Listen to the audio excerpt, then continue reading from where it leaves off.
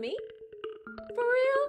Oh. You can call from the Bahamas using Rev Boy's prepaid home phone service and prepaid chat cards for much less. Hey girl, are you ready? You get free unlimited on-island calls, voicemail, and no internet service or ID is required. Hello? Rev Boy's prepaid home phone service and prepaid chat cards. Hey, Staying in touch never sounded so good. Good evening, Bahamas. Thanks for joining us at NB12. Coming up tonight in news, police to crack down on vagrants in downtown Nassau after a video showing the verbal abuse of tourists goes viral. The National Emergency Management Agency continues flood damage assessments. Government called on to do more to assist Bahamians whose electricity has been disconnected, and a renewed call for the abolition of the monarchy. We have those stories and much more coming up tonight. I'm Christina McNeil, and your NB12 starts right now.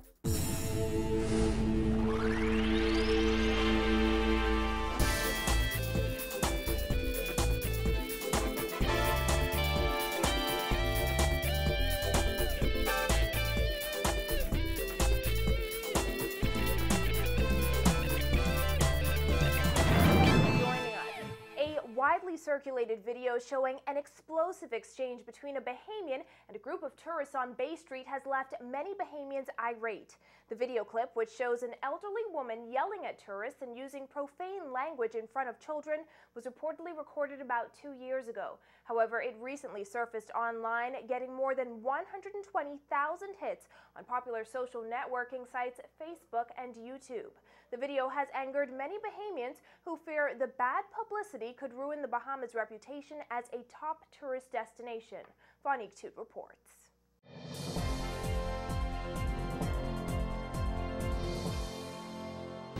A profanity-laced exchange between an elderly Bahamian woman and a group of tourists has sparked outrage among Bahamians and visitors alike. The incident, which was caught on camera and widely circulated online, has also prompted police to take action. In the video, which is 1 minute and 41 seconds long, the woman lashes out at a group of tourists as they were walking along Bay Street. She's using obscene language and making a slew of suggestive comments. At the beginning of the recording, the woman, who claims to be in her late 70s, starts yelling that Osama bin Laden, the alleged mastermind of September 11th terrorist attacks, is dead. Osama is dead!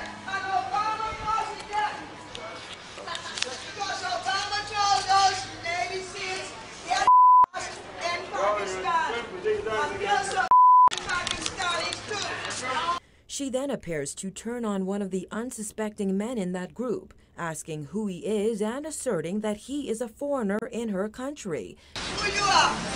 Who are you? Who the you? I live in my country and I have $2,000 bill now for helping mom. You want to You guess. You asking me who I am? You guess. Yes. You watch your language too. Tell the truth. Don't touch me. Or just dance the most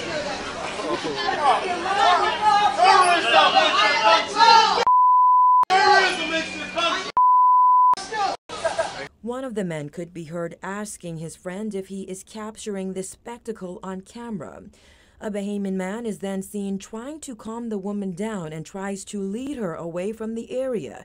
But the situation goes from bad to worse, as the woman then gets into a heated exchange with this female tourist in the green blouse, then a male tourist, who both demand that she stop using obscene language in front of children. Respect my children! Respect my children!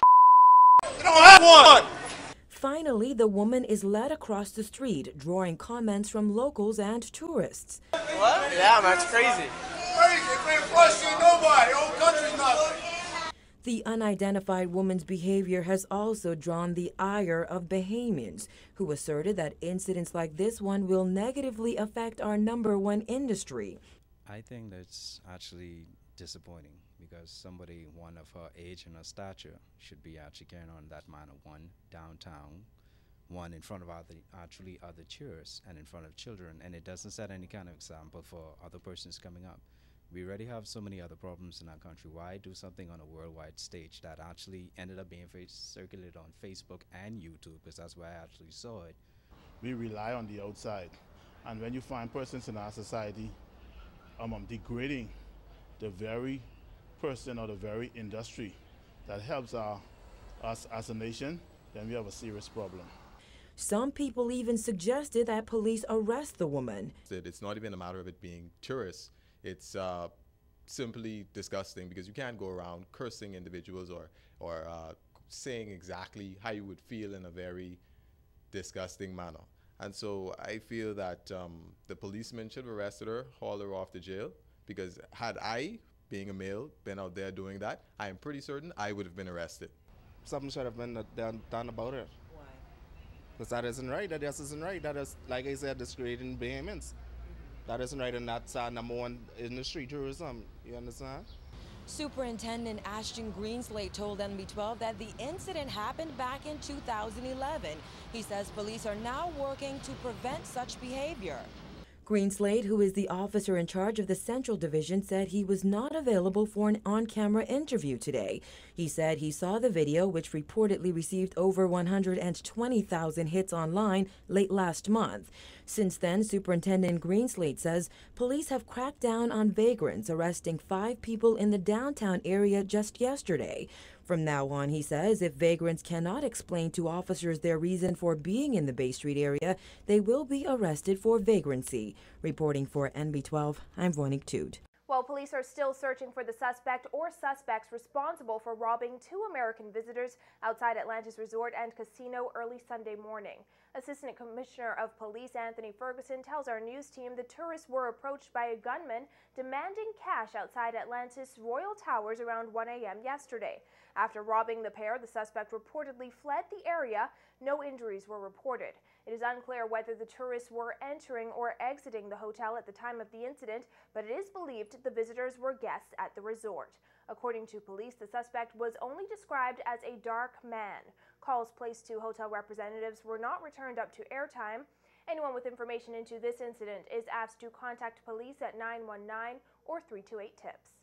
More news from the crime beat. Police have released the identities of the 2 men who were murdered Saturday night. The man shot and killed at Abraham Street off Kemp Road has been identified as 31-year-old Omar Davis, a resident of St. James Road.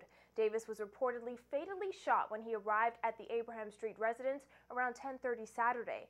And police say the man killed just an hour later at Rosedale Street has been identified as 62-year-old William Scott. Police say Scott was at his home with his 10-year-old son when suspects entered the home and opened fire. Scott was pronounced dead at the scene. The child was taken to hospital where he was treated and discharged. Meanwhile, the Bahamas today signed on to a small arms trade treaty that will regulate the transfer of weapons across borders. Foreign Affairs Minister Fred Mitchell signed on behalf of the Bahamas in New York this morning, and the United Nations General Assembly adopted the treaty, voting it through by a huge majority. Mitchell says 8 million guns and 12 billion rounds of ammunition are produced in the world each year, and it is important to send a clear message to ending small arms trade throughout the world. The CARICOM countries, including the Bahamas, are suffering an epidemic of violence as a result of these weapons. And so the Bahamas wanted to be a part of this, and we were the second signatory, and I intend to move quite quickly to have the Cabinet ratify it.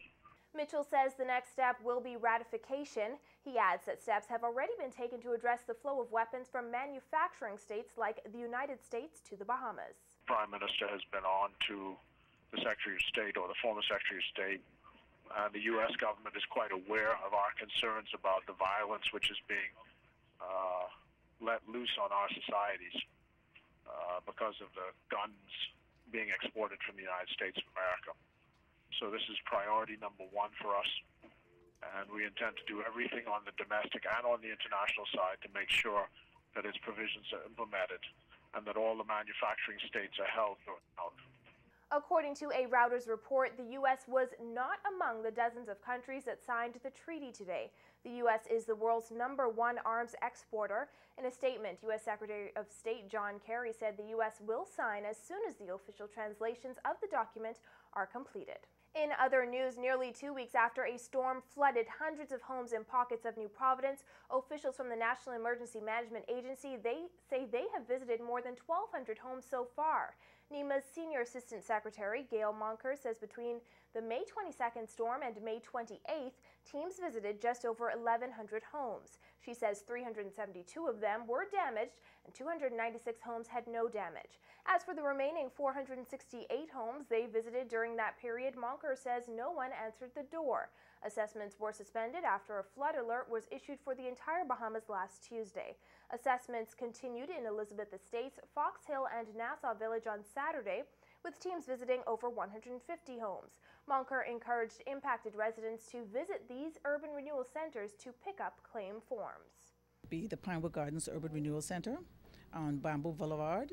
Then we have the Fox Hill Urban Renewal Center, Springfield Street, Kemp Road Urban Renewal Center, St. James Road, and Epiphany Anglican Church. Now, Epiphany specifically will be open only from 4 to 8 on Prince Charles and the Urban Renewal headquarters on Collins Avenue. All others will be open from 9 to 8. They will be manned. We're urging persons to go to those centers that are nearest to them, any one of those centers, so that they can get their forms for the vehicles and for the general household items. An exigency order was tabled in Parliament last week, giving approved storm victims in New Providence duty exemptions to replace vehicles, furniture, appliances, and other goods damaged during the May 22nd storm. Monker says it is likely the order will be expanded to include Exuma, which had up to 6 feet of rainwater over the weekend. A team visited that island on Sunday. Yes, well, I suspect so it may be extended to them. And they found that the teams that visited that you had flooded roads in Morstown, eroded roadways by the clinic. The Mount Thompson farm was also flooded. The community center in the forest was flooded. You had flooded communities in Redland. Well, the islands of the Bahamas may be in for more heavy rainfall over the next few days, according to the Department of Meteorology. Forecasters say scattered showers and thunderstorms are expected through the night, becoming heavy at times. That weather is expected to extend through Tuesday and Wednesday with more scattered showers and thunderstorms. As a surface trough and mid-level trough continue to create unsettled weather over the Bahamas, small craft operators are advised to be alert for gusty winds and high seas in thunderstorms.